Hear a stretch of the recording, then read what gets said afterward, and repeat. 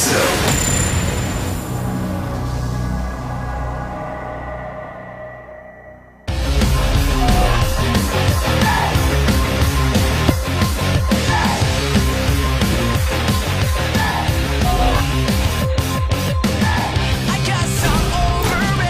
All right, we are back, and it is time for our losers match. The loser of these two, well, good luck in the next season Codec qualifiers. Yeah, that's going to be obviously a very unfortunate end to have. Nobody wants to play in those qualifiers. Such a hard tournament. So many good players there, and every time it gets harder and harder. I mean, realistically speaking, I mean, just imagine like having to hit Hiva in your bracket of Code, or having to hit Hurricane in your bracket of Code. That's pretty crazy. Oh, yeah. But and there's people better than them that play too. Yeah, all the other people who lost and all the other stacked groups we had last week, they're going to be there. Plus other players, up-and-comers. You know, sometimes you even see amateur pros knock out some of these pro gamers. We saw a guy named Bang Bang that beat a bunch of really high-level players and didn't even get into Code A. It's a crazy qualifier. So this is a very important match. Hurricane going up against Hiva, and still, whoever wins here, I would say an underdog against Ruin. So definitely so. Tough one. Who would you like to see? Would you like to see as EVP or again, or would you like to see Hurricane play PvP? I want to see Hiva go up. I've known Hiva a long time. I actually really enjoy to watch him. He's one of my favorite Zergs to watch. I'm sad he's not doing as well as last year, because even though we were like all joking about how silly and cheesy he was, it was like really exciting games. Like he's very entertaining. Yeah. So I really hope Hiva can win here. And the thing is, I like Ruin as a Protoss to study, so I don't know if I want Hiva to beat him, but I guess I wouldn't be sad, you know? For me, I think out of the three players that are here, the one I would want to advance the most is going to be Ruin. But I would love to have Hurricane shine a little bit too. He's had a bit of a tough time in Pro League, and yeah, that's true. He doesn't really have that StarCraft 1 fan following that Hiva does either. Yeah. He's basically got only GSTL fans. That's where he really shined. That's the best he ever did, really. I think he was in Code S one time and like lost in the round of 32. Something like that. Yeah, he just not much out of this guy, really. God, Hiva looks a lot more stressed out though. He looks like he's a lot more invested in this. He's like super stressed. Oh, he's like, God, if I lose here, come on. This guy's been a pro gamer a long time now, Wolf. Yeah, he's actually one of our older players as well. I think he's like 26 or 27, if I'm not mistaken. Is he that old? Yeah, I think he's actually a bit older. I'd have to look that up to confirm, but I'm pretty sure that's the case. He's definitely, he definitely is one of the older ones, just because, I mean, he was in Eastro 6 years ago, so. Yeah, definitely so. Or right around that, so. Anyways, we'll see. Should be starting at some point. Yeah, the countdown's just now started. It looks like one of the players had to fix one of their settings or something before the lobby was ready to go. The players are ready, in fact, now, though. The game is loading. The first map is Overgrowth, so Hiva could be happy that that's a starting map. Doesn't have to worry about too many Protoss picks here. That is true, but at the same time, if I'm a Protoss player, I want against our starting map to be Overgrowth, because Overgrowth is a map Protosses do feel okay on, and you know the... Well, no, I wouldn't want it as a starting map, actually. Let them choose it. I'm dumb. Let's start this game. Well, let's start it, man. You can explain your reasons once we get into game number 1. This is Group A of the GSL Code A. All right, in the top right of our map, Protoss player, formerly of FXO, is... Samsung Galaxy Khan Hurricane. Used to be known as Tier. With those zoom-ins, I felt like we were opening like one of those box puzzles from like the Da Vinci Code or something. To the bottom left of the blue. MVP Hiva. More commonly known as Hiva. Yeah. You know, there's a few names like that in StarCraft that we all say like completely wrong. Like Hoja. So insulted when I called him Hoja. He was like, "What is that?" It's like, "What is that?" I talked to him a lot. How recently. does Hoja say his name? It's like Heja or something like that. Heja? Yeah. And I'm like, "Oh, I'm sorry," but no, it's Hoja. I'm sorry. I've known who he is for far too many years to switch that now. He's actually like one of the KT Rolster coaches now. Yeah. Has moved away from pro gaming, but a very friendly guy. But he always makes fun of me when we call him Hoja. Yeah, He's like, "No, that's not how you say it." I can't believe that's what the foreign fans say. That's it. That's how his name, the way he Romanized it, that's how we'd pronounce it. It's his own fault. Just like Just like Noni, man. If he wanted to be Nooney, probably should have spelled his name right. That's right. Same with Hydra. Exactly. Well, okay, he's going to go ahead and throw down a pylon immediately. Now, I think this means he's going to make a cannon no matter what. That does still block, right? Actually, I'd have to see it again. It's like it looks sometimes like it's hard to say, but yeah, it looks sometimes like people make it so you can put your hatch down, because who cares? Yeah. Like you're not going to keep it against a cannon rush. Exactly. Actually, it makes the cannon no matter what, like you said. The pool is done, but the surface area is so minimized here. It's a really cool cannon placement.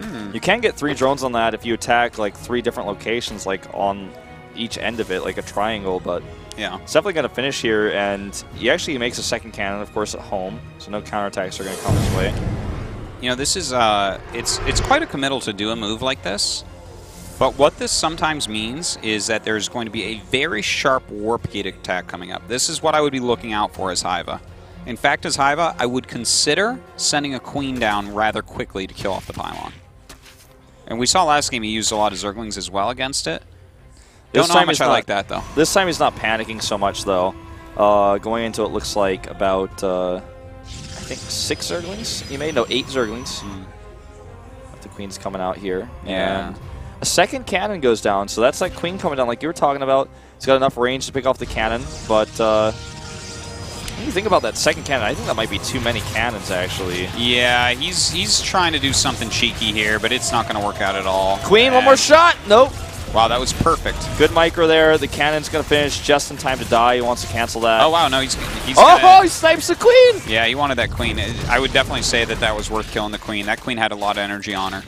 You think it was the right choice to leave the queen there, or actually would the queen have even escaped because it's so slow? The queen would have died, actually. I think it was just barely not going to get up the ramp, so he turned around and fought. This is a funny little early game here. Yeah, I liked it, though. It was like it was several smart moves in a row from both sides. Well, now he's got 3 hatches en route. His third base a little bit delayed. He's got a lot of links here that, again, aren't going to be too useful. Well, the worker count's not quite as bad as it was last time. Well, it was like last time like 22 to like 14. Now it's 24 to 17. Yeah. It's okay. He could keep the third base denied for a while, but still I think the better trade here goes to Hurricane for sure. Is a lot of lings, though. And the thing is, if you just go Stargate from here, like a Stargate Oracle build from here with Hurricane, I think that's the perfect play. I think that's probably what he will do. Yeah, I mean, there's all these slowlings out, right? So going into Stargate, like, the lings are not going to be that useful. The best they can do is try to delay a third base, but if you go into an Oracle and, you have, like, you warp in a few extra units, get your Mothership Core, those lings still aren't going to do anything, right? You might just lose them, in fact. Yeah. Well, we have a sentry on the way. So give him a little bit of extra safety. Maybe he's scared about those lings. He decided to send a probe down to get some more scouting, but he doesn't know if, like, say it's possible that speed is, like, about to finish or something. He really has no idea. And then a sentry is going to be quite useful against that. And 2 more gates, actually. He could just do kind of a move-out pressure with a Mothership Core and with all these sentries that he has, kind of recall if need be, otherwise force a lot of links to be made. This is a really weird build. That is a super late 4th gas. Like, you never see a 4th gas waited that long after the 3rd gas in this matchup, really. No. I'm trying to think why he's doing this. Maybe he's a little bit mineral low compared to where he'd like to be at because of that cannon rush, so he decided to delay on that a little bit. That makes a little bit of sense. A little bit of sense. But not full sense. It's not an aha moment for me. Yeah. More like, uh-huh. More like those. More like a, Yeah, something like it's that. It's an moment. All right, well, you see these Zerglings not really able to do a whole lot. He's warped in enough units. He's got the Mothership Core. Slow Zerglings, not all that useful. Doesn't want to sacrifice them as speed is on the way. 3 more sentries. I think what we're going to see here is just third Nexus goes down, and he attacks while it's building. With the Mothership Core having the energy it has now built up, and 4 more sentries warping in, plus the 3 that I believe just finished on the warp gates. He's got to have like 10 sentries right now. He's going to have so many, unless he canceled those that were building in the gate. Okay, he did. So 7 in total. 7 in a Zealot, but he's only got 3 gateways, so he doesn't really have that much production. Of course, if he gets a Nexus cannon off, he can hold a lot of stuff, but this could be a little bit scary, really. He forces a ton of lings with this, and I think that's what he wants. I think he's just going to move over here and recall back. Doesn't even have to recall now, actually. Now he sees the roach, he's like, okay, I better just stay back. Yeah, he's got to walk back, get into position. This is the Hyvaa that we all know, man, the aggressive Hyvaa. That's right, and I like his choice here. Oh, no, that is the worst thing that could have happened here. Yep. Oh, he's even going after that pile, and that is so annoying. This means he's not going to be able to get additional warp-ins in at the battle, which is what's really important here. Yep. Force fields here are excellent, though, and that really helps him out. Roach, I feel, could be poking at the Nexus, but with the Nexus cannon ready here, decides just to back off until he gets a little bit more of an angle here. He wants to... Uh-oh, no, he cannot leave that open again. There's too many speedlings. Wow. Donut over here. Yeah, these force fields so far have been basically perfect. He's defended this just, like, really godly. But he needs to put his all out there. Yeah, I mean, if Hyvaa only knew that that was open. He's going to in a second, I think. Okay, he's got it defended. Well, that was a really tense moment there. Hyvaa re-drones after this and gets a Hydra Den. Do you think he's just going to follow up with a second attack for Colossi already? There's still a lot of sentries. I would say he has to. He's made so many lings, right? He has 45 right now. He still has a lot of roaches. His droning was late. His attack did nothing. He didn't kill a sentry. What did he do? He did nothing with it. Like, yeah, he's really far behind. I think he has to do another attack. I would feel so good right now as Ruin. If he, if you want to say he took something away from it, he took at least some force field energy away, which might make the attack a little bit stronger. Yeah, that's true. He got some force field energy. I mean, that's basically it. When you're stretching to say that, that's a rough situation, though. I mean, he's even in worker count, which is terrible. Yeah. Well, he's taking the gold base. It's like a smart way to try to catch up a little bit. If you can get your gold up, you know, it can more than equalize that mining that you lost. But it looks like he does force a cancel rather quickly. Really, got to be careful at moving this far forward. He does have a recall, but okay, that's perfect. Walk up, poke. He forced a cancel on the gold. Now he's going home. I like the DT Shrine even. I like everything that we're seeing here out of Hurricane. This is some really good play. The Warp Prism is going to allow him to do a lot more with those DTs as well. It's coming around the left side of the map.